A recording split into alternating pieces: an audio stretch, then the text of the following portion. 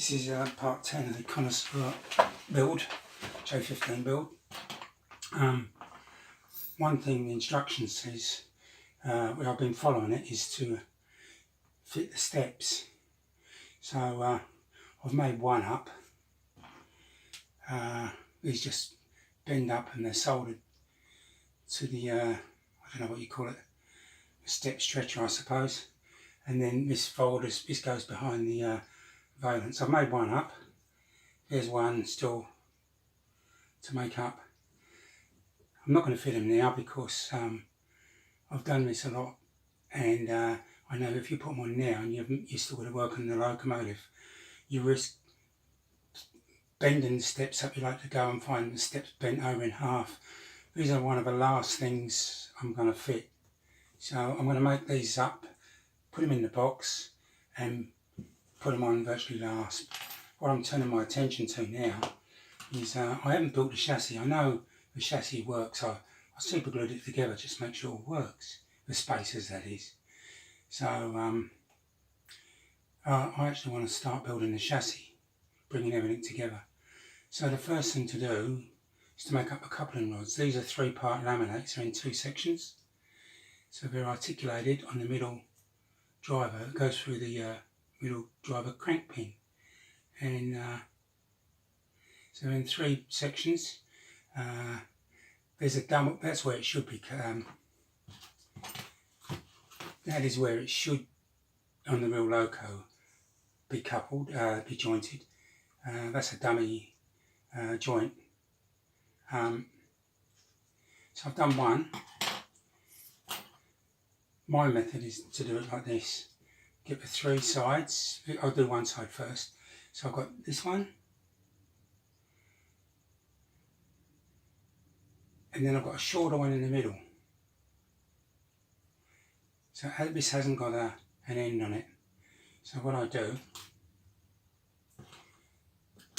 I've got a needle file, thread it on there. You're going to make sure you put these on the right way, so double check it. So that's the wrong one. And also make sure they go the right way up so the oil boxes are at the top. Easy to get it wrong. So I put them like that.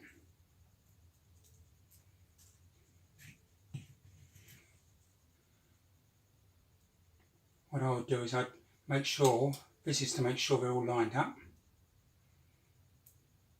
Make sure they're lined up that end. And then I'll grab it with a pair of pliers. Then I'll get my iron. This is not on, okay? And then I'll put some flux on it with a brush, phosphoric acid flux. But this is 60-40, just put some on there and run along the top. Because there's flux on it, it'll all flow down. Just spot solder it there, move up, do a few spot solders, check it's all right, and then flood it with solder. Then I'll file off all these little nibs, then I'll reflux it, then I'll give it a final file back. So that's what I'm going to do now.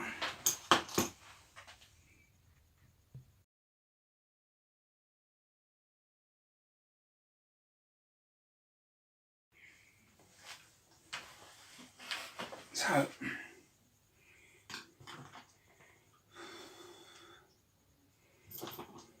just hold this in here. These are spot soldered. Just hold these.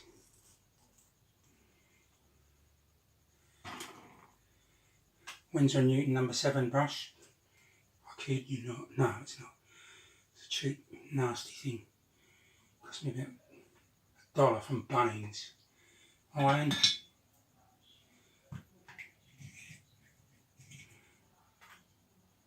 Bit of solder. And what will happen is it will be drawn down between the laminates.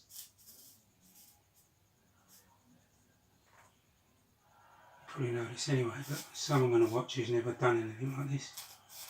Oh. Rule 1. Don't pick it up and go, Jesus! It's alright.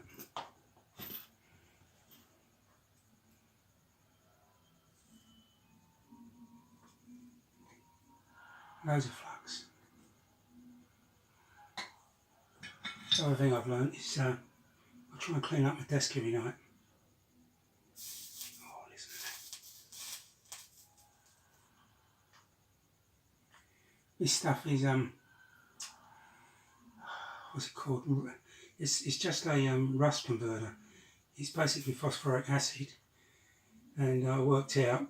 A mate of mine is a chemist. I dilute it down about 1 part to 2 parts water, and it works.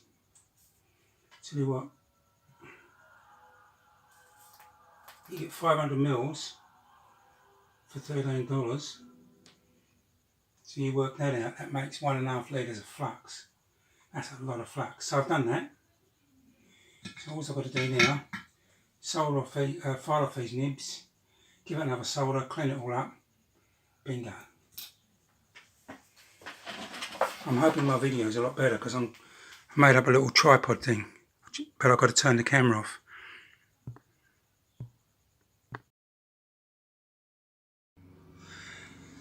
Okay, so what I've decided to do is get the basic frames built now. There's 2 sets, obviously 2 frames. You notice one of them I've cut this out. The reason is, and there's nothing wrong with the frames, the way Connoisseur say to do it, but this has got 3 holes for the bearings. Little top hat bearings go in there, there and there. But because it's rigid, what's called rigid, in theory they should all be identical in going through the centres. But what a lot of kit manufacturers do is the centre one, they actually, I'm going to show it a bit exaggerated, they raise it up a bit. So really, if your wheels are on the track, this middle wheel would not be touching the track, it'd be ever so slightly off the track. In fact, when I wheeled it up it did that, and I've measured it all and it is high. And the reason they do that is so that if you've got an even track, it doesn't sort of go on the centre wheel and go like a seesaw. That's why they do it. But what I want to do, and I'm going to drive the middle axle, by the way, so I'm going to leave these 2 fixed, and in the middle I'm going to put a Slater's cast horn block. Oh, sorry, one of these. And I've measured these out, and they will fit in there, like so. There's a little spring, and it can move up and down. So this will, the spring will keep it on the track, but also I'm going to have the weight of the motor pushing down, so it will be on the track all the time. Whether it adds to traction is not really the well, it's not so much. Well, it is part of the issue, but the more of a problem is that obviously you want as many pickups. If one's not touching the track, then you haven't got contact, you haven't got electrical pickup. So this will ensure I've got 6 wheels, hopefully, on the track at all times. So what I'm going to do now is I'm going to solder up the spacers, loosely put the axles in, make sure they're all level. Sorry, no, I won't do that, sorry. I'll put all the spacers in, put tack solder one spacer to the other side, make sure it's all level and straight, and then solder up. That's what I'm going to do.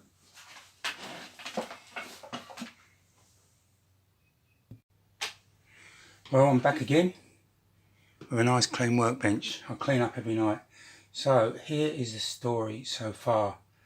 There are 5 spacers on the chassis, 1, 2, 3, 4, and a little one there, and that's got a captive nut on it, an 8BA, and that is for the tender loco coupling.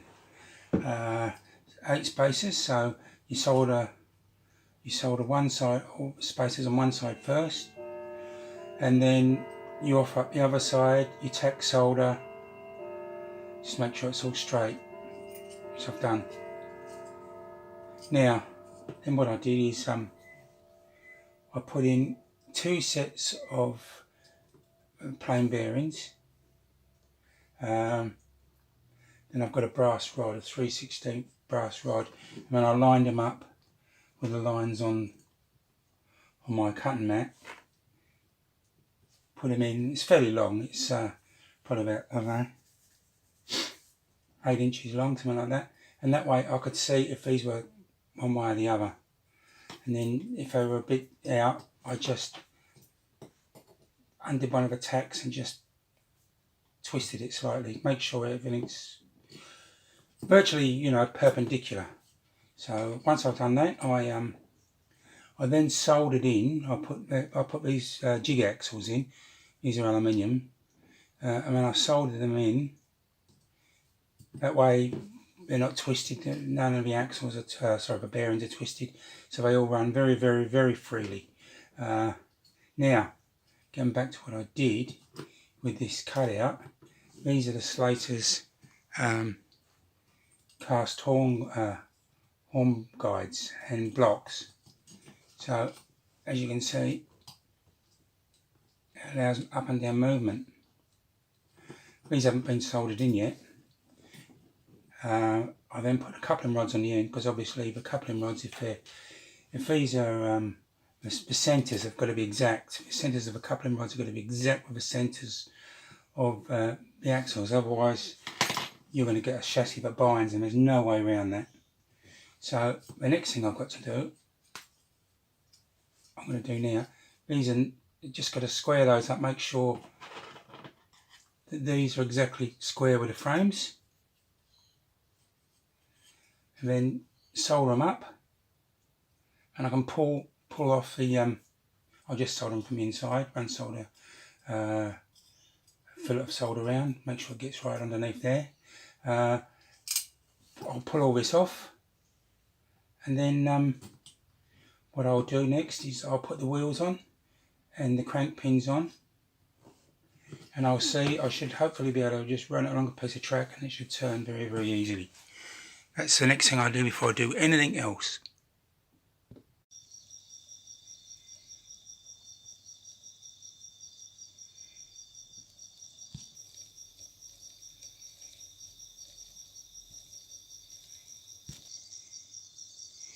This is a Connoisseur J15 chassis. I've built a basic chassis. It's fixed axles front and rear, mainly because I don't want to change the integrity of this chassis by modifying spacers. But what I did do, I didn't want to use the 1833 gearbox, the Machima one. I've got 2 of those. But also, I put Slater's cast horn blocks and guides in. The reason is because it's actually set slightly higher, and Jim from Connoisseur actually tells you it is. I figured if I put this in, this wheel will be touching the rail all the time. I won't even have to put a spring in the top, because I've got the whole weight of the motor pushing down against the rail. No, it's not a springboard. I'll just put it there. The motor will actually, I'll have to make up some brackets, but the motor is going to go bolt upright in the gearbox, in the firebox. It does fit. Now this is a Canon 1833. It's a Shogun Gearbox. Got this from Tower Models 4 years ago. I tested it today with the rods on, but it tended to bind. But when the motor wasn't out, it didn't bind. But when I put it in, it started to bind. I've opened up. It shouldn't, because I've set all the axles up properly with jig axles. So I'm running the motor in. Weird thing, these motors. I wouldn't have bought it if I'd have known. They don't come with a 3/16 axle, they come with something slightly under 3/16. So they must get a Slater's axle and turn it down. Luckily it's smaller, because I've got a mate with a lathe, so he and a 3/16 reamer, so we reamed out the pinion gear and the bearings so to take a 3/16 axle. But what a dumb size. I could have put the other one in, but the thing is, if I want to change a motor, then I've got to take the bearings out and ream out the bearings to take a normal motor. Anyway, tends to go, it doesn't go too bad.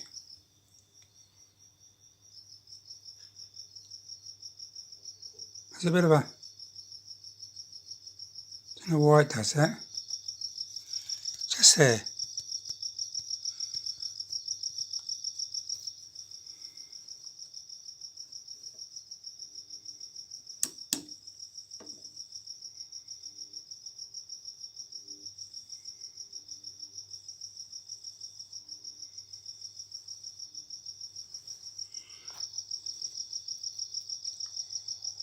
I don't know what's causing it. Maybe I better can it, I don't know. I'll run it in for a while, see if it disappears.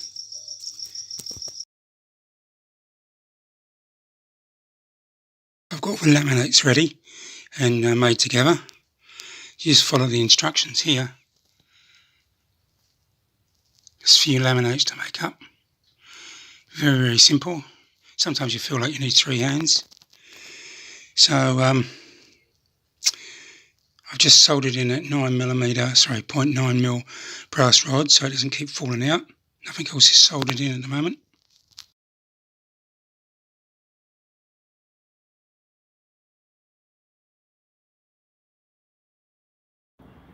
Well, I've prepped all the wheels. 6 wheels. I've put the balance weights on. They're super glued, not super glued. They put them with araldite. On the back, I put the 12BA crank pins in. What I did is, because they normally stick proud, I countersunk them with a drill, screwed them in. That's better.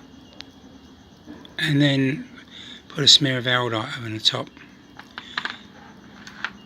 There's the chassis. So that's a 3/16 drill just to hold the motor in. I put a plate for the motor to sit on. You can see there's a tube there. That's a piece of brass tube. I'll thread some very thin fuse wire, wrap it around, and I've finished the internal valve gear. It's dummy valve gear, it doesn't work, but once the boiler's on it looks okay. So that's it, that's what I've done so far. Next step is to put the wheels on, get a working chassis, and then brake rigging and a few things like that. Paint it. Oh, pickups too, and then I'm home and hosed with the chassis.